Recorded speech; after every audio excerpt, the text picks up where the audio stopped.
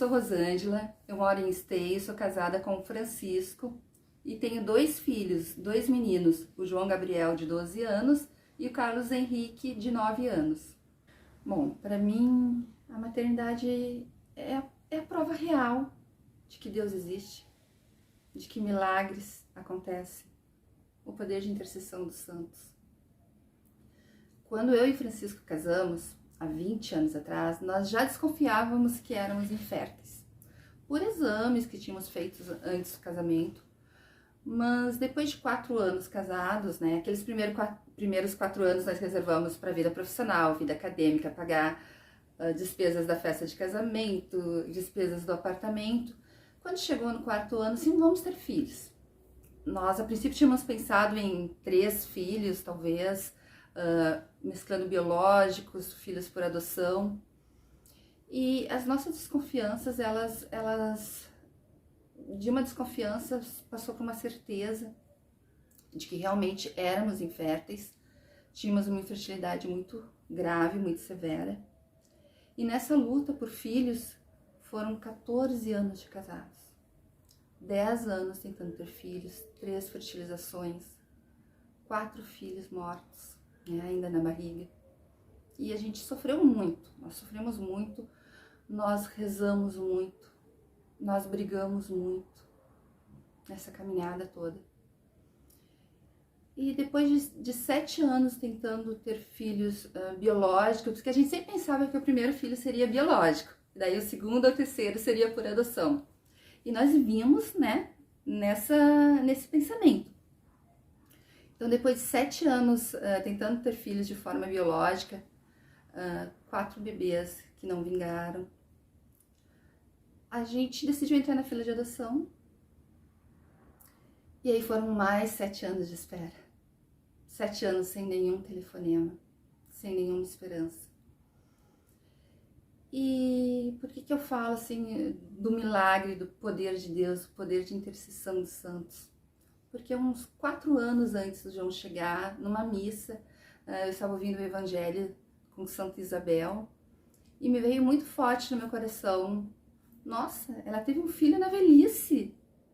E eu comecei a pedir, né, a intercessão dela para que eu também pudesse ter um filho, nem que fosse na minha velhice.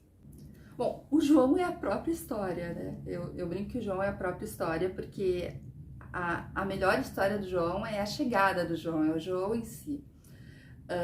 Quando nos ligaram, né, foi numa quinta noite, e o juiz disse assim: eu quero vocês aqui amanhã. Não, minto. Era umas 7 da noite e a pessoa do outro lado disse, não era o juiz ainda, eu quero vocês aqui amanhã. Só que esse estado ficava a 1.300 quilômetros de distância. E eu perguntei para ela: você sabe para onde você ligou?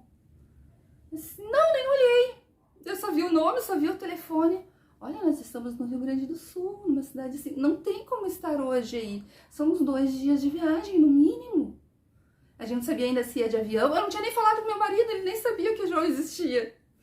Então, eu sei que entramos no nosso carrinho velho de 20 anos.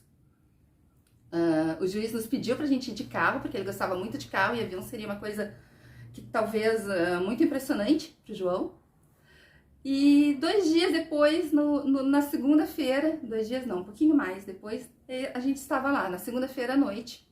O João, em 1 hora, chamou o Francisco de pai, em 24 horas me chamou de mãe. 3 dias depois, ele peitou o juiz e disse que não dormia mais uma noite no abrigo.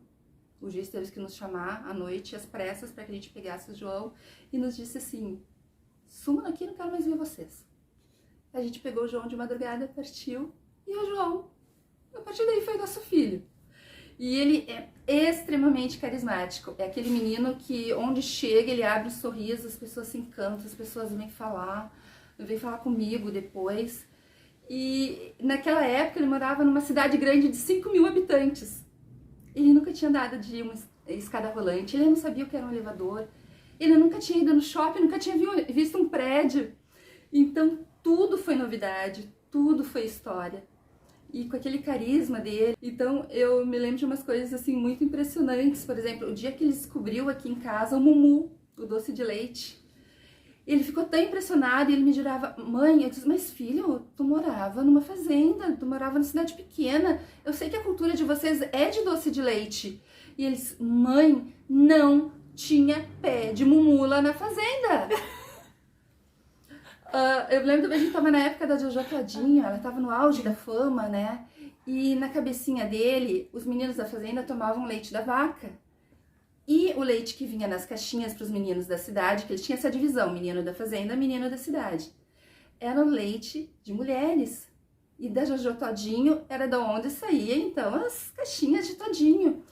E ele ficou com tanto nojo quando ele descobriu que o leite que ele tomava aqui na cidade não era leite de mãe, não era leite de mulher, e sim era leite de vaca, que ele ficou um tempão sem tomar leite.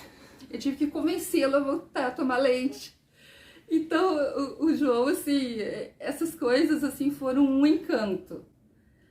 O Rick, ele já chegou de um outro contexto, num contexto totalmente urbano, né? Então, muito amor, muita vontade de tê-lo conosco, mas num contexto que não gerou tantas surpresas, né? Porque ele era muito parecido conosco, um contexto urbano. Mas o interessante é que ele vivia no mundo masculino, né? Ele tem outros irmãozinhos, e esse mundo masculino trouxe algumas surpresas, algumas histórias boas. Uma que eu não vou esquecer, que a gente sempre conta, nós gostamos de passar as férias sempre ali naquela parte sul de Santa Catarina, Garopaba, Ouvidor, Praia do Rosa, e ali no verão sempre tem muitos casais argentinos. E os argentinos têm por hábito, primeiro, deixar o cabelo dos meninos maior, né? Os meninos de 5, 6 anos geralmente têm cabelos compridos.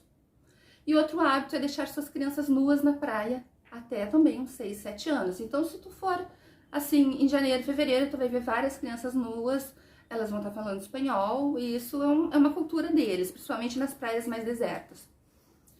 E o Rick, então, primeiras férias conosco, ele arrumou um amiguinho de cabelo longo, né, nu, menininho, uns 5, 6 anos por aí, a idade dele, e eles brincando, e o Rick, desculpa, falava, a guriazinha, oi guriazinha, eu vendo aquilo, esse filho, é guriazinha, não, é gurizinho. Aí chegou numa hora que a mãe do menino já estava me olhando com um olhar assim meio atravessado, eu resolvi chamar o Rick num cantinho e dizer, meu filho, não é uma guriazinha, é um gurizinho, é um menininho, meu filho. Aí ele olhou pra mim assim, é mãe? Sim, meu filho, tu não está vendo que ele tem pintinho? Aí ele olhou pro menino, sim mãe, eu estou vendo. Então, meu filho, tu já viu a mamãe nua? Tu percebeu que a mamãe não tem pintinho? Aí ele olhou bem sério pra mim, sim mãe, mas eu achei que caía quando ficava velha. Então, assim, pra gente até hoje é uma história que a gente ri muito. Daí eu me dei conta que ele nunca tinha visto uma menininha nua, que era só os menininhos. Uma coisa que eu aprendi é que você sempre vai ter uma crítica, um conselho disfarçado de preocupação, mas que na verdade não é muita preocupação. Eu ouvi muito quando decidi adotar, quando decidi que meus filhos seriam maiorzinhos, agora que nós estamos esperando a nossa filhinha por adoção, também já ouvi algumas coisas. Mas eu sei que isso é com toda mãe. Seja de filhos adotivos, seja de filhos biológicos, se tu decidir ter um filho, eu vou falar, nossa, mas um filho único. Se a tua família for muito grande, nossa, mas ter tantos filhos neste mundo, se resolver largar tudo, a vida profissional, para ser mãe em tempo integral, se decidir trabalhar e ter uma vida acadêmica, sempre vai vir alguma coisa. O que eu tenho para dizer é, o medo dos outros é dos outros, o preconceito dos outros é dos outros. Não absorve.